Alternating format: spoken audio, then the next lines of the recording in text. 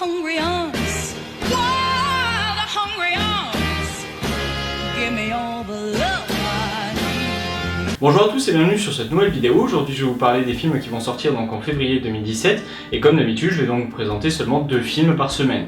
Parce que je ne parle que des films forcément qui moi m'ont touché, que j'ai envie de voir, pour vous donner envie d'aller les voir. Alors de ces films, je ne connais que la bande-annonce, le casting, le budget, ce qu'on peut en trouver sur internet. Je n'ai pas vu les films, donc c'est juste un avis sur ce que j'ai ressenti pour l'instant et sur l'attente donc que j'ai par rapport à ces films. Et je commence donc tout de suite avec le mercredi 1er février où on aura donc le film Red Dawn qui sortira au cinéma. Alors ce film je l'ai déjà vu, seule petite particularité, ce film je l'ai vu en avant-première donc je peux vous en parler un tout petit peu plus. C'est un film réalisé donc par Danny Boone que l'on connaît tous forcément pour Bienvenue chez les Ch'tis et qu'on a pu voir plus récemment dans Superchondriac, 2 films dans lesquels il est réalisateur et acteur. On retrouve également donc à ce casting Alice Paul qui aura donc le rôle principal de ce film, ce qui est assez surprenant d'ailleurs parce que c'est rare de voir des actrices dans les rôles principaux des comédies françaises, en général c'est plutôt des hommes et là on met une femme en premier plan et ça c'est plutôt bien, c'est plutôt nouveau, ça c'est intéressant, mais malheureusement moi j'ai trouvé que dans ce film, tout l'humour tourne autour du sexisme. Bonjour, Ah, c'est pour le secrétariat, l'infirmerie ou la cantine? je suis là pour le groupe d'intervention du RAID. Et du personnage Alice Paul qui est ultra maladroite, qui passe son temps à se casser la figure en permanence, et c'est tout.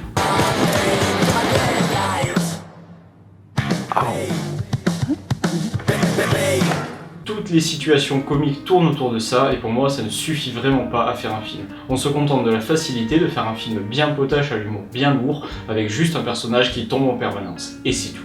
Pour moi il n'y a rien de plus dans ce film, je ne vous encourage pas à aller le voir clairement. Mais en même temps si c'est votre genre d'humour, si vous aimez les films comme Camping 3, Bryce 3, Les Visiteurs 3, etc.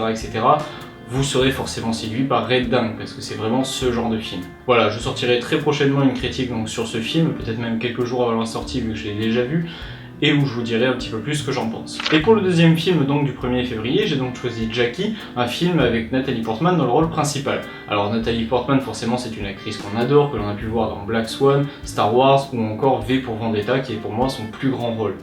Et du coup, forcément, j'ai une grosse attente par rapport à ce film vu que j'adore cette actrice. Dans ce film, on va donc suivre l'histoire de Jackie Kennedy, la veuve donc de John Kennedy, qui est forcément, comme on le sait tous, mort assassiné dans sa voiture.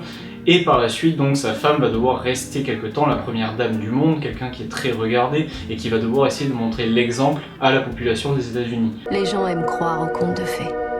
Je me suis habituée à ce qu'il y ait un énorme fossé entre ce que tout le monde croit et ce que je sais être la vérité. Et c'est forcément une chose très difficile à faire que de garder la tête haute juste après forcément l'assassinat de son mari. Et du coup on va suivre son deuil, on va suivre le personnage qu'elle doit jouer face aux caméras, et ça promet d'être très intéressant pour moi. Allez, j'enchaîne tout de suite donc avec les films qui sortiront le mercredi 8 février. On retrouvera donc 50 nuances de gris plus sombre, la suite donc de 50 nuances de gris comme vous vous en doutez. Alors ce film reprend donc le casting du premier, on va donc retrouver Dakota Johnson et Jamie Dornan, 2 acteurs que j'avais trouvé très convaincants dans le premier et que j'espère trouver tout aussi intéressants dans celui-ci. Alors ce film, j'en attends pas grand chose forcément, c'est pas un très grand film, on le sait tous, 50 nuances de gris, ça se contente un petit peu de la facilité, de faire une petite relation un peu cucu, et ça suffit et ça marche. Mais je trouve quand même que le premier film a quelques détails intéressants et du coup j'attends de voir le suivant. Tu vas rester là à me regarder d'un air ahuri? Oui. Alors ça ne fait rien de grandiose et de novateur non plus, mais dans l'ensemble, pour moi le premier était plutôt bon, donc pourquoi pas, je demande à voir avec le deuxième. Et pour le deuxième film du 8 février, j'ai donc choisi de vous parler de Silence, le nouveau film réalisé par Martin Scorsese. Alors forcément ce réalisateur on le connaît tous parce qu'il nous a déjà offert Le Loup de Wall Street ou encore Shooter Island, 2 films exceptionnels que je vous recommande sans problème, c'est un très grand réalisateur qui travaille en général avec de très bons acteurs. Et dans ce film, il a donc choisi de s'entourer de Andrew Garfield, un jeune homme que l'on a pu voir assez récemment dans Tu ne tueras point, le dernier film réalisé par Mel Gibson, qui est très intéressant au passage et que je vous recommande sans problème, mais je trouve que l'acteur n'était pas exceptionnel dans ce film comme il n'était pas exceptionnel pour moi dans The Amazing Spider-Man. Il ne m'a jamais vraiment convaincu, je l'ai jamais trouvé vraiment très bon. Je demande donc à voir ce qu'il va donner dans ce nouveau film. On retrouve également au casting Adam Driver, qui pour moi s'était complètement planté dans Star Wars 7, mais bon je pense surtout que c'est un mauvais choix de casting parce que cet acteur pour moi n'avait rien à faire sous le masque de Kylo Ren. Alors ça c'est mon avis, après plein de gens peuvent penser différemment, mais d'après moi cet acteur n'avait rien à faire dans Star Wars. On a pu également le voir plus récemment dans Midnight Special, un film dans lequel il apportait beaucoup plus. Et du coup j'attends forcément de voir ce qu'il va donner dans Silence. Et je termine donc le casting par Liam Neeson, un acteur que l'on connaît tous pour son rôle dans Taken, Star Wars ou encore Batman. Alors forcément moi cet acteur je l'adore, il a joué dans des trucs très intéressants et la plupart du temps sa prestation ajoute beaucoup au film. Surtout dans Batman par exemple. alors du coup forcément j'attends de voir ce qu'il va donner dans celui-ci. Au niveau de l'histoire de ce film, ça va donc traiter de prêtres catholiques qui partent donc au Japon pour essayer quelque part d'aller convertir les gens à leur religion. Notre Seigneur leur a dit, allez par le monde entier, proclamez la bonne nouvelle à toute la création. Et forcément à cette époque-là au Japon, il était très difficile d'arriver en apportant de nouvelles croyances. Au moment où vous poserez un pied dans ce pays, vous serez en grand danger. Et du coup on va suivre le parcours difficile et dangereux de ces prêtres, un parcours qui pourrait bien les mener à leur mort. Alors pour les films qui sortent donc le 15 février, j'ai choisi Rock'n'Roll, un film donc réalisé par Guillaume Canet, un réalisateur à qui l'on doit déjà Les Petits Mouchoirs et Ne le dit à personne. On lui doit aussi en tant qu'acteur Joyeux Noël et Jeux d'enfants, deux films qui pour moi sont grandioses.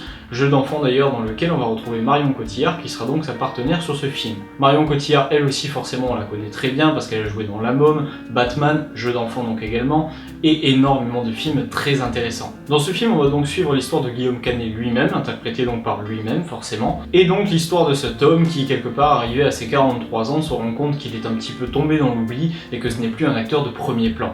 Parce que forcément, aujourd'hui dans le cinéma français, il y a de nouveaux acteurs, comme par exemple Pierre Ninet qui est montré dans la bande-annonce, qui est un acteur montant du cinéma français, alors que Guillaume Canet a tendance à être un acteur descendant. Et du coup, avec ce film, il veut montrer qu'il est toujours là, qu'il est toujours fort, et qu'il est toujours un acteur de premier plan. Enfin quand même, vous faites partie des acteurs plus rangés. Salut mon pitou! Je comprends pas trop comment vous me voyez, là, vous vous trompez. Hein. Allez, bonne nuit, mon amour. C'est un pari risqué parce que faire un film réalisé par Guillaume Canet, avec Guillaume Canet qui parle de Guillaume Canet, il faut pas trop tomber non plus dans le trip égo surdimensionné. J'espère que le film ne va pas tomber là-dedans. Pour le deuxième film donc du 15 février, j'ai choisi de vous parler du film A Cure for Life, un film qui promet d'être vraiment très angoissant. Et j'espère que l'angoisse sera là parce que pour moi ce genre de film est là pour ça. Du coup au niveau de la réalisation, on retrouve le réalisateur à qui l'on doit déjà The Lone Ranger ou encore les 3 premiers Pirates des Caraïbes. Au niveau du casting, on retrouve Dan DeHaan, un acteur que l'on a déjà pu voir dans The Amazing Spider-Man et que l'on verra très prochainement dans Valérian, dans le nouveau film réalisé par Luc Besson. Du coup j'attends vraiment de voir sa performance dans ce film parce que jusque là il n'a pas eu de très grand rôle et du coup j'espère que dans un premier rôle il sera intéressant parce qu'on va le retrouver dans Valérian. On aura également Jason Isaac, un acteur que l'on connaît tous pour son rôle de Lucius Malfoy dans la saga Harry Potter. Ce film va donc parler d'un établissement plus ou moins secret qui fait donc des tests scientifiques directement sur l'homme. Nous proposons ici un traitement de purification à l'abri des pressions du monde moderne. Alors ça promet d'être une histoire intéressante et angoissante et j'espère vraiment que l'angoisse sera là parce que pour moi ce genre de film c'est son but, il doit nous faire angoisser, il doit faire que le spectateur se sente mal à l'aise et j'espère que là on ressentira ça devant ce film. Pour le 15 février on aura également le film Alibi.com qui sortira en salle, alors je vais pas trop vous en parler parce que je l'ai déjà vu en avant-première, mais juste pour vous dire que moi je l'ai trouvé très intéressant. Certes c'est de l'humour français bien lourd, mais là pour une fois il passe bien. Et du coup je tiens à féliciter le réalisateur qu'en plus j'ai eu la chance de voir lors de l'avant-première, un réalisateur qui nous avait déjà offert Babysitting 1 et 2 que j'avais trouvé sympa mais sans plus, et là je dois dire vraiment qu'avec Alibi.com pour moi il monte vraiment d'un cran, il nous offre un film très intéressant. Je vous invite très largement à aller le voir et je ferai une critique dessus très prochainement. Et donc pour les sorties du 22 février, j'ai choisi de vous parler du film John Wick 2 avec Keanu Reeves donc dans le rôle principal. Alors Keanu Reeves c'est un acteur forcément que l'on connaît tous pour son rôle dans Matrix, Speed ou encore Point Break, c'est un très grand acteur, moi je l'aime beaucoup, il a fait énormément de très bons films, il a notamment fait Sweet November aussi au passage, un film que personne quasiment ne connaît mais que je vous invite à voir parce que moi j'ai trouvé l'histoire très intéressante, même si ça n'a rien à voir avec la filmographie qu'on a l'habitude de Keanu Reeves. C'est quand même pour moi un film qui mérite le détour, donc si vous voulez le voir, allez-y, moi je vous recommande. Au niveau du casting, on retrouvera également Ruby Rose, une actrice que l'on a pu voir dans la série Orange is the New Black, et que là très récemment j'ai vu donc dans Triple X Reactivated. Alors cette actrice pour moi est intéressante, franchement elle a le côté bien badass, bien bourrin d'une actrice qui promet de faire des choses intéressantes dans les films d'action, donc pourquoi pas. Combien de boutons? 2. Et de quel style? Tactique. Pour vous parler un petit peu du film, j'ai donc visionné le premier film John Wick que je n'avais pas vu jusque là. Je l'ai vu donc juste avant de tourner cette vidéo et je veux dire que j'ai trouvé vraiment très intéressant. Parce que pour une fois on nous présente un personnage super impressionnant mais qui ne fait pas partie du gouvernement, comme on peut le voir avec Jason Bourne, Mission Impossible, Jack Reacher, Taken, etc. etc. Tous ces mecs à la base ont été formés par le gouvernement. Là on nous présente un gars qui est un tueur à gages, c'est pas le bon gars, il est pas gentil John Wick. Et ça change et ça fait vraiment du bien.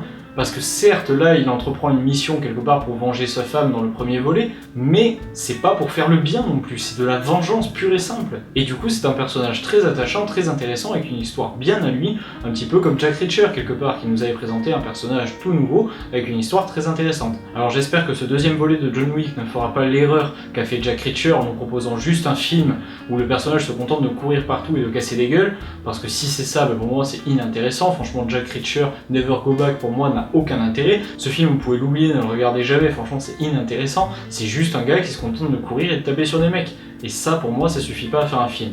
Dans John Wick, le premier, on avait une histoire intéressante. J'espère que là, dans le 2, on aura également un développement des personnages intéressant et que du coup le film sera bon. Et je termine donc cette vidéo avec le film Split, qui sortira donc également le 22 février, et qui est donc le film que j'attends le plus de février 2017. Alors ce film pour moi est très prometteur parce que déjà à la réalisation, on retrouve le réalisateur qui nous a déjà offert Signe, Incassable, Sixième Sens. C'est donc un très grand réalisateur, pour moi il a fait des films grandioses. Alors certes actuellement avec Le Village ou After Earth, il fait des choses un petit peu moins intéressantes pour moi, mais ça reste pour moi un très grand réalisateur et j'espère qu'avec ce film il reviendra donc sur le devant de la scène avec un bon film. Au niveau du casting, on retrouvera donc James McAvoy, un acteur que l'on connaît tous pour son rôle dans les nouveaux X-Men où il joue le professeur Xavier, ça y a pas de souci, tout le monde le connaît.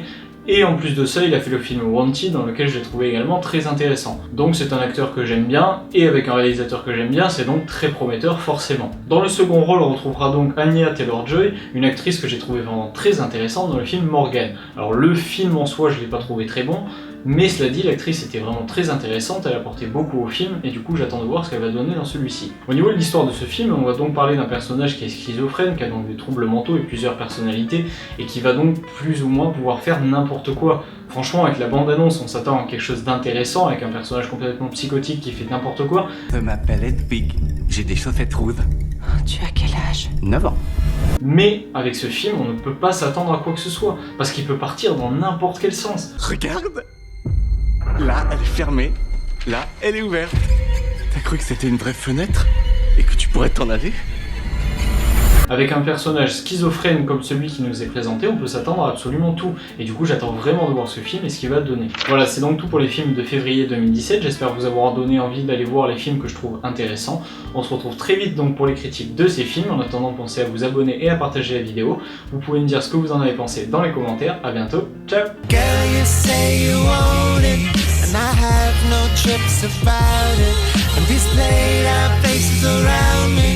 Want you to know where